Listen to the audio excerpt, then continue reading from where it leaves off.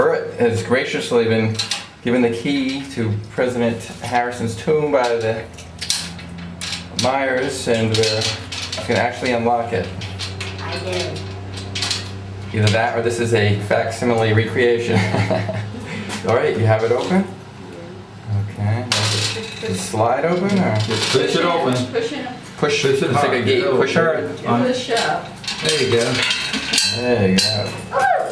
Little I step didn't see down. that coming. Okay, here we are inside. William Henry Harrison.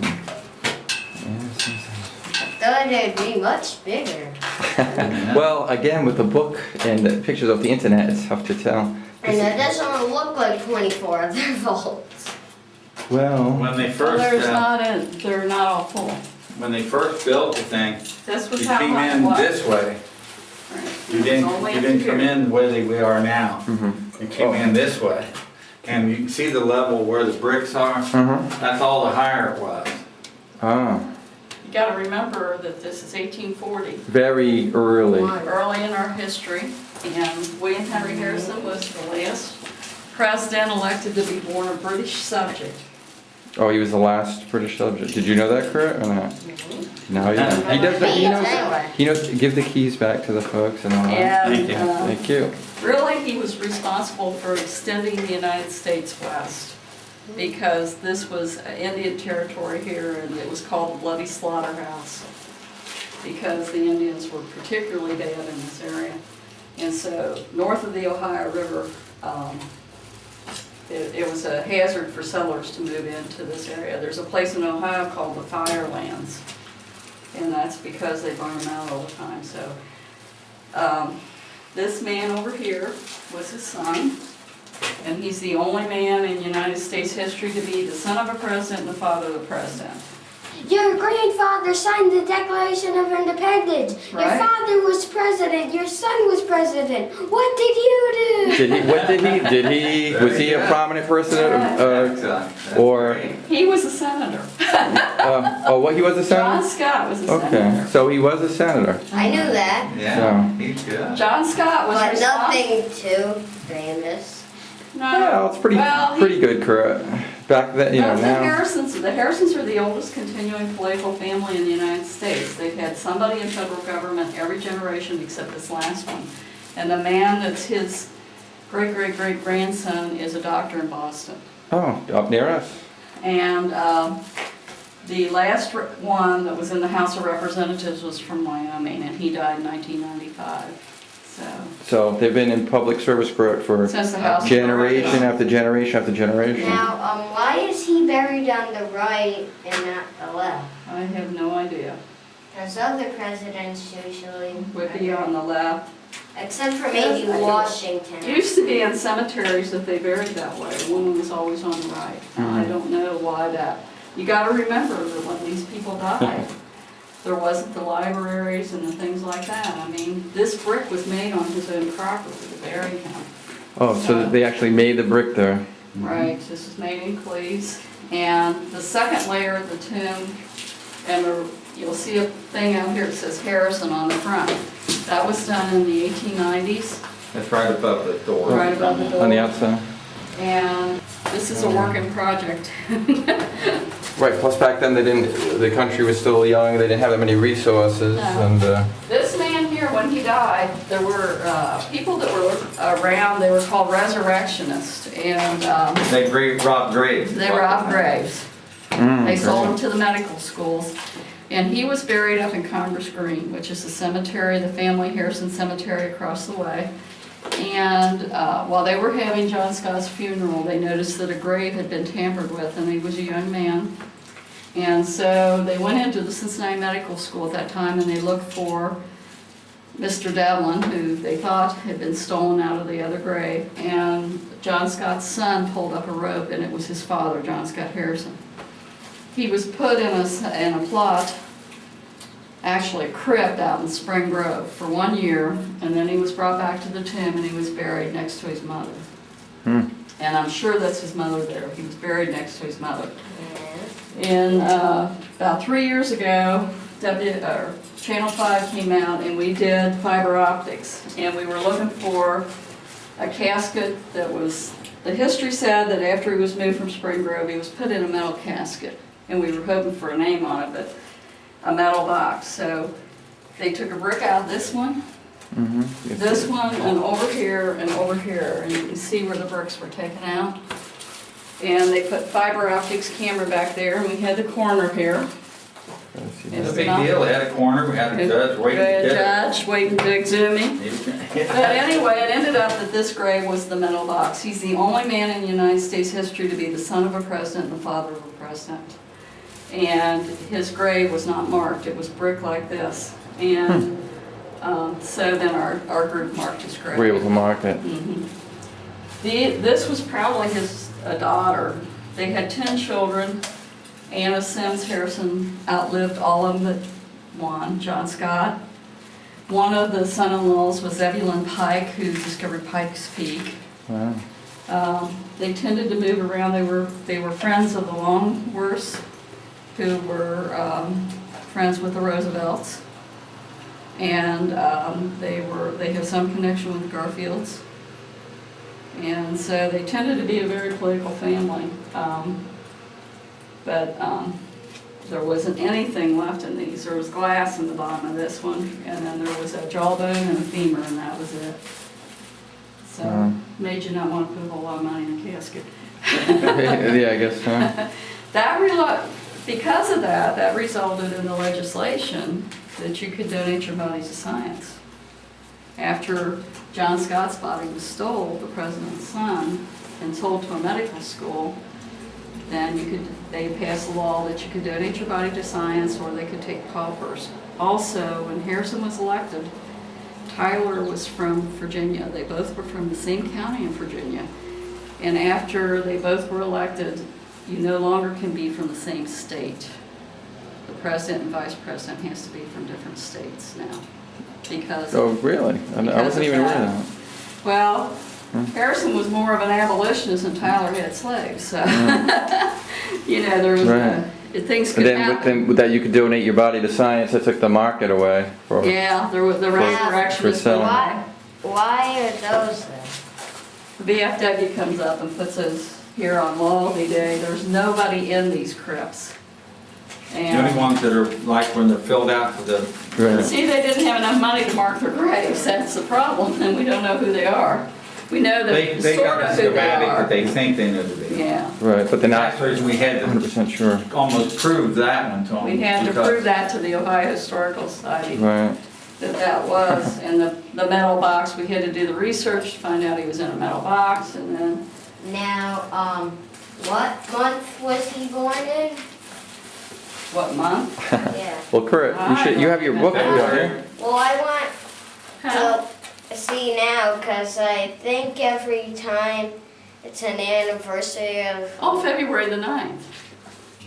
He was born February the 9th. So every time it's the anniversary of their birth, they bring Yeah. a wreath? He's right. Is it a wreath? It's a wreath. He's right. So this is probably the last one. That's not the wreath. Oh, that's no. a wreath. The I mean, original one, It's leave it real till, flowers. it's a real wreath. Oh. It's a flowered wreath. Okay, so it'll We die. let it go and let it go and let it go until it dies off, and then we Put that put one this back. artificial one in Gotta get here. it. But they do, he's right, every year they send It a, comes from the White House, On the birthday. and the president sends his emissary, which is usually a general, and they fly in. Wow. And every presidential grave site has this happen. And it was funny. Guess they won't have to fly That'd in. be correct. You're going to become a general. That'd be a good job for you. You want to go to the grave sites. Yeah, they fly them in. The guy that comes in is from Michigan, was from Michigan. Wisconsin. Last time.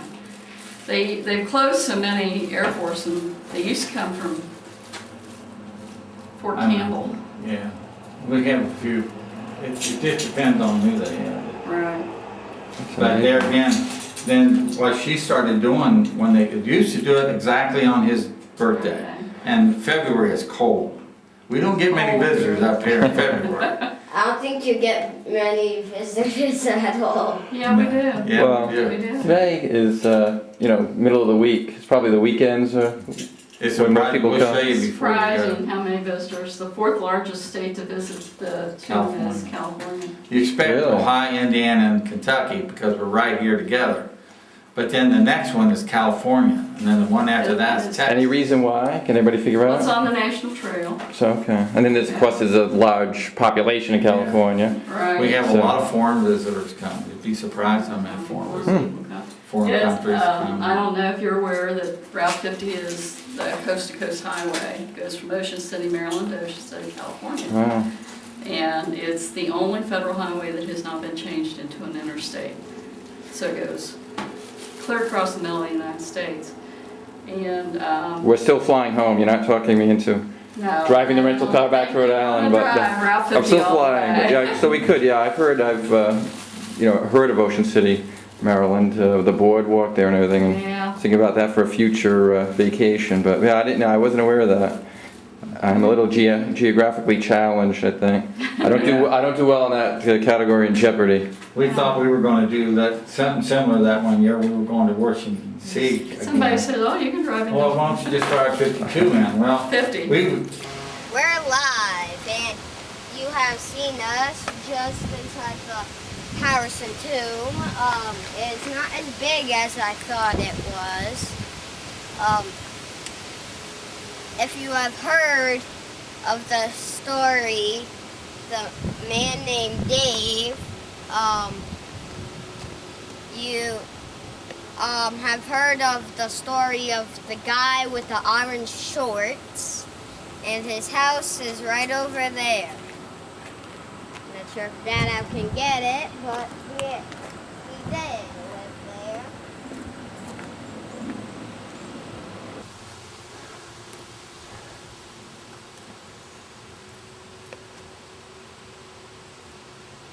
Right, Kurt, why don't you go up the steps? Why don't we go up toward the tomb?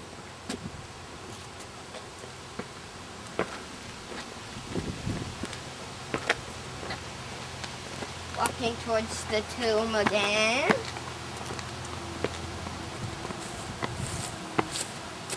The flagpole. That's a lot. Let me get that. That's a pretty high one.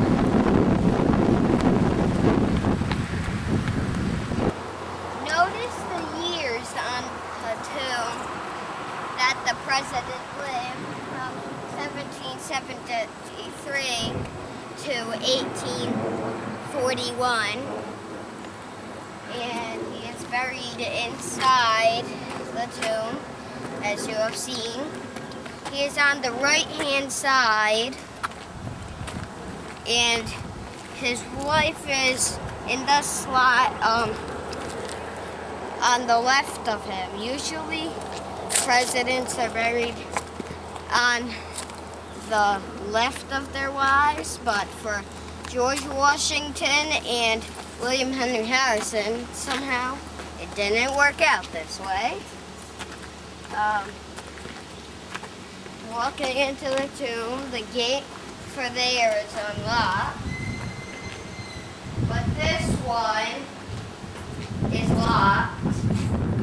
That's because we were here earlier and the Myers, who have the key, opened it up for us, which was very nice of them. I'll let Kurt open it up. And they are gone. There's Harrison. And the left of Anna Harrison, the wife of William Henry Harrison, is John Scott.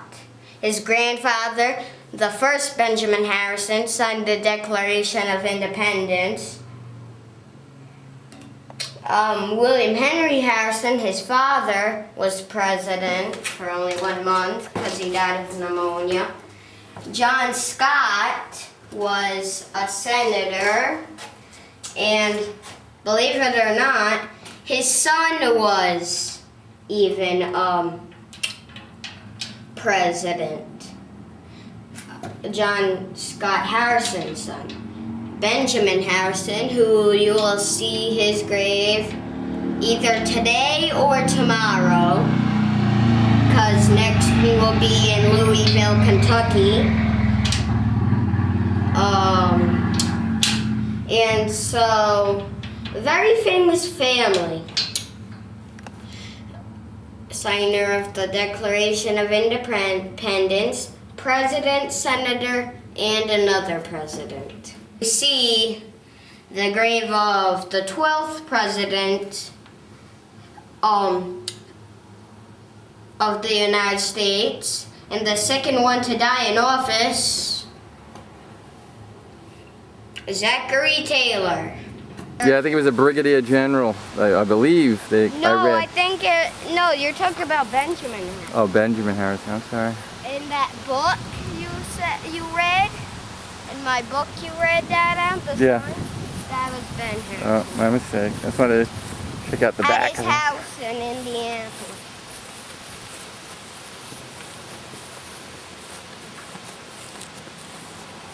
Here I am. This is the outside of the Mexican Right. Zoo. This top was added later, as Myers had told us. So this is the back of the zoo. Ooh, it's shady. So let's get this view now. Didn't you say that the president wanted to be buried near the 3 states? Yes. We have a wanted little to be sweeping buried view. in the corner of Indianapolis. I mean, no, in the corner of Indiana, Ohio, and Kentucky. So he is buried in the corner of Ohio, near the corner of Indiana, and near the corner of Kentucky. Looking out. And he also, and one of these reasons, I believe, is because he had a wonderful view of the Ohio River. And he said he wanted to be buried up here on Mount Nebo, which this is called, the whole hill, Mount Nebo, for this particular reason. So he wanted to be buried in this particular spot, but he didn't plan to die in office, so he probably, sorry about that, planned to have this huge monument. And at first it ended up being this way with just that tomb. And now it ended up being that tomb, the huge monument, and that front porch, sort of. It's a sundial. Goodbye. I'll just leave you there.